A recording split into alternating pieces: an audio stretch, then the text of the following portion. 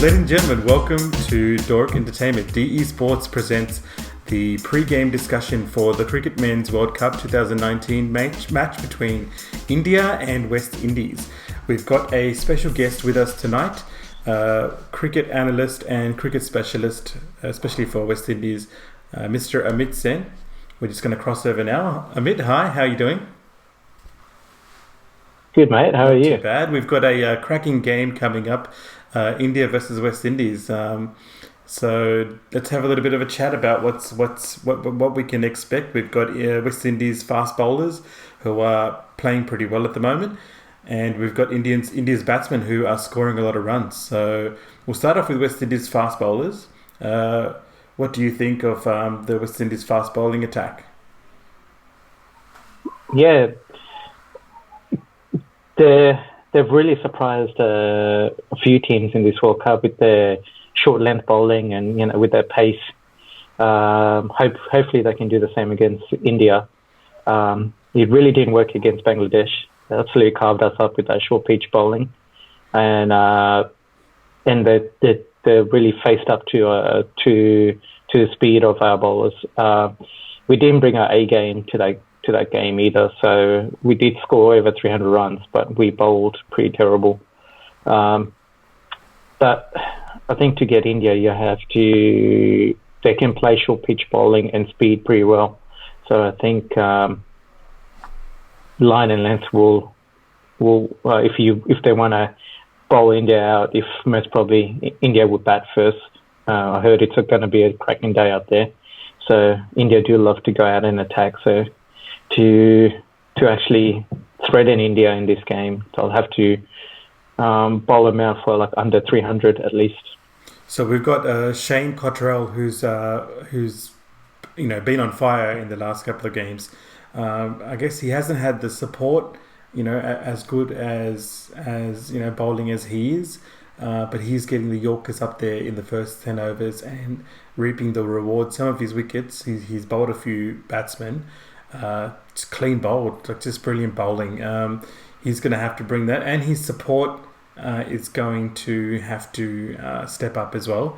I'm not sure if Andre Russell will be playing. He was injured the last game. Is that right? Yeah. He's. I think he's got some dodgy hamstrings and a really stiff back. Okay. I'm not sure if he's going to be fit for this game, but Carlos Bathwaite, sort of filled in his shoes last game. He's got that X factor, especially with that ball and with the bat. Who Carlos Bathwaite? Yes. Is that who you're doing? Yeah. He's a bit hot and cold. Hey, you just want him to perform a little bit more. But he really measured up against New Zealand. Played the first few overs, took his time, and really pushed through at the end. Nearly got there. They were so close. Literally just a foot away from victory there. That was so close. One thing you have to question is his temperament. I mean, could he have nudged it around? There was 6 runs off 7, and he went for the glory shot. Like West Indies players, sometimes they do go for that big shot. When really they could have possibly won it or had a better chance if he had nurdled it around. But he was hitting sixes, so I don't blame him for going for that shot, and he almost got it as well. Yeah. Well, the ball was there. He just didn't. I think he was too tired, bat too heavy. Yeah, could be multiple things. But winning is contagious, and which Windies have found it hard in recent months. Just to get that winning factor, just playing Southern Debt cricket, winning those dire periods. They haven't experienced a lot of that. So, it's going to be tough in We'll India. talk about India's fast bowlers for a minute here. West Indies have a great fast bowling attack. India, Jasprit Bumrah is, an awesome strike bowler. But they've also brought in Mohammad Shami now, who has come in as a replacement for Bhuvneshwar Kumar, excuse me, who kept it tight. But Mohammad Shami has come in and he's an experienced bowler. He's just been unlucky not to be picked. And now he's come into the squad. Yes, it was against Afghanistan, but he picked up a hat-trick and he kept it tight. It's going to be a really good, pretty even battle, I think, with bat and ball for both teams. Yeah, Mohammad Shami, I think the English conditions suit him to a T, to be honest. I know they like Kumar because of his swing prowess, but Mohammad Shami, especially with the wickets a little bit harder, they stay in the covers a little bit longer, so I think he'll get more purchase off the pitch than Kumar does. I'm just going by the one game against Afghanistan, but yeah, he's going to be a threat now. He's always a threat. I loved watching him in Australia. That's right. Yeah, he's got that nice wrist behind the ball, which if he hits the right areas, he'll definitely do something. We'll look at West Indies batting lineup. So we've got Chris Gayle at the top there, who it is his last World Cup. So he's itching to get a big score here. He played well last game, to be honest. He took his time. He didn't do anything dumb like he normally does. He scored 80 odd. I think he might bring his A game to this game, knowing that it's a big competition against India, and he likes to play against the Indians. They do sledge him a lot. And the good thing is, once Chris Gayle's wicket falls, which it eventually does, there's the youngsters are stepping up as well. You got Shimron Hetmeyer, who's been playing really well. Hope. That's right, and Nicholas Pooran as well, and Hope as well. You were saying, So they're all stepping up.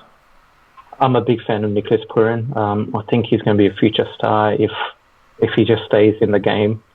A few more years. I love his technique. He's just gorgeous to watch. He's got that West Indies flair that I like. Big fan of Nicholas Pooran. Hope he's just becoming that consistent run scorer. He's averaging not very well in this tournament. I think he's averaging like 37 or so. Our West Indies highest averaging player is Carlos Braithwaite with that big 100 with 43. But Nicholas Pooran with 40, I think. And they do have the players. They do have the players to threaten you guys. We just need that rock in the middle, don't we? I think they played Darren Bravo a little bit just to bring that experience and bring that left hand to right hand combination. But he's pretty much done, just like Myron Samuels. Do you think that Darren Bravo bats too far down the order? Do you think he should come in at a number 3 or number 4 position? He hasn't been in form for about 18 months. They brought him in just for that, experience and good temperament and just that left-hander. But I think it's more beneficial playing Lewis in there. I know Holder wants an experienced player in the middle so that the youngins don't go berserk and get all out for 102. Yep. I don't know who they did that against, but yeah, I just think breed the future now. I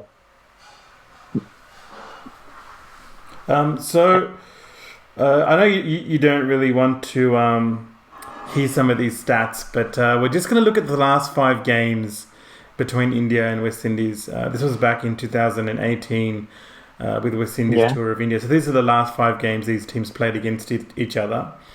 West Indies were bowled out for 104 and India scored 105 for 1. So India won that game. India scored 377 for 5 and West Indies scored 153. Whew. So, India has been on top of West Indies. The game before that, India scored 240 and West Indies first batted at 283 for 9 and bowled India for 240. Oh, well done. You know, all hope is not lost. West Indies can beat India, but at the moment in this tournament, I have to say West Indies have played good cricket, but they just haven't got that, you know, that little bit extra to go on and win the game. Like they've only won one game out of 5 possible games with one washout. So 1 win and 4 losses. They've been there and abouts, and halfway through the game they just can't continue. They play really well for the first half and then just fade away. I think that where they're going to have to pick up is the support bowlers for Cottrell will need to we need to get the wickets and keep the other team from scoring less than 300. That's where they're going to have to improve, I think. Yeah. West Indies has always been a team that leaks a lot of runs, though. A lot of teams have high run rates against West Indies, so that's going to be difficult to us with their taller bowlers, and they bowl a little bit shorter than normal. But they need between overs of 25 to at least 40 to keep the run slow, you know, with their backup bowlers. And when they're batting, they just need someone just to occupy the crease for a long period of time. And I think that will trouble India. So we're just going to have a quick look at West Indies' upcoming games after the India game. I think they play Sri Lanka, don't they, after that? So I think you've got West Indies have England. So, hold on a second. No, they've played England. I think the remaining games are Sri Lanka and Afghanistan. Yeah. Okay. I'll just bring up the fixtures here.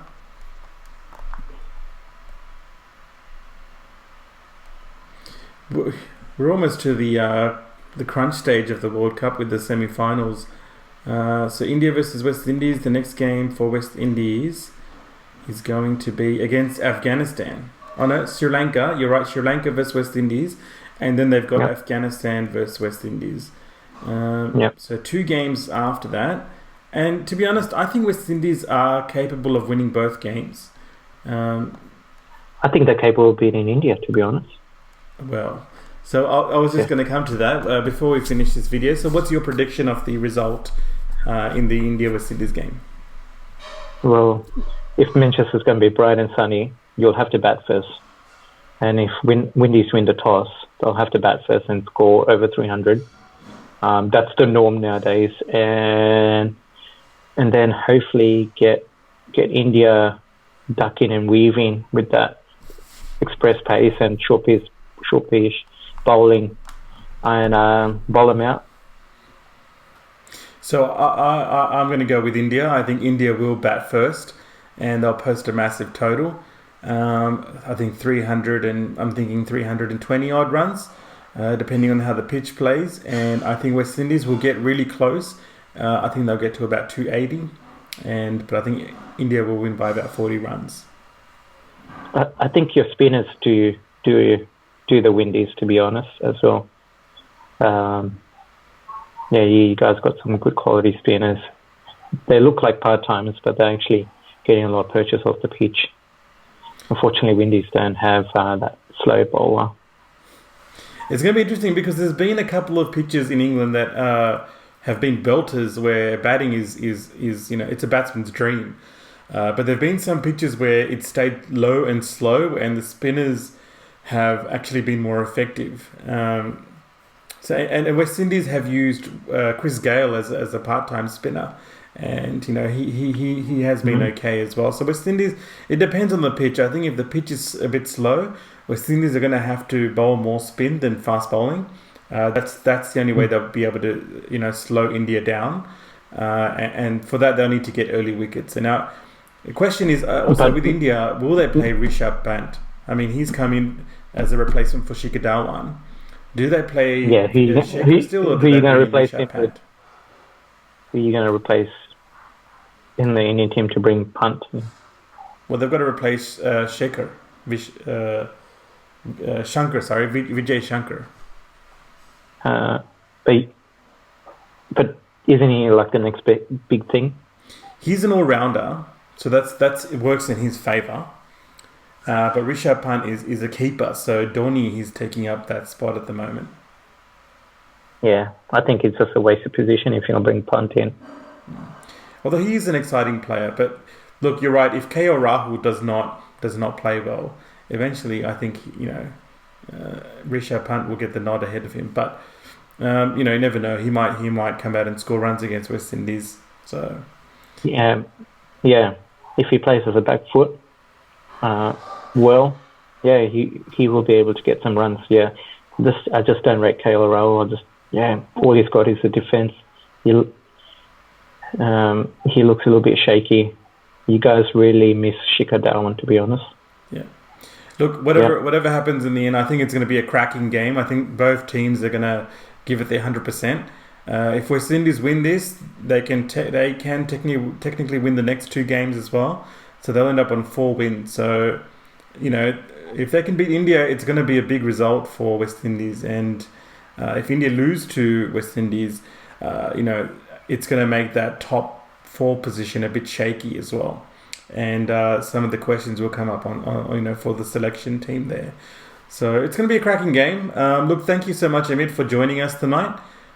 We hope you enjoyed. Finally, a non-biased review, all right? Sorry?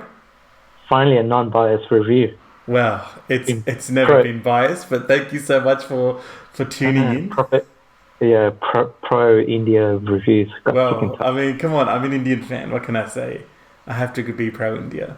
Like you're a West Indies fan. Like you're wearing a West Indies shirt right now. We believe. Okay. Thanks for joining us. Thanks to YouTube for watching.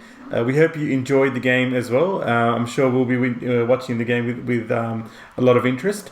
If you like the video, please like this video, subscribe to the channel, hit the notifications button and you receive a notification every time there's a new video. And please comment below if you would like to share your thoughts as well on India versus West Indies. Thanks for joining us, guys. Peace.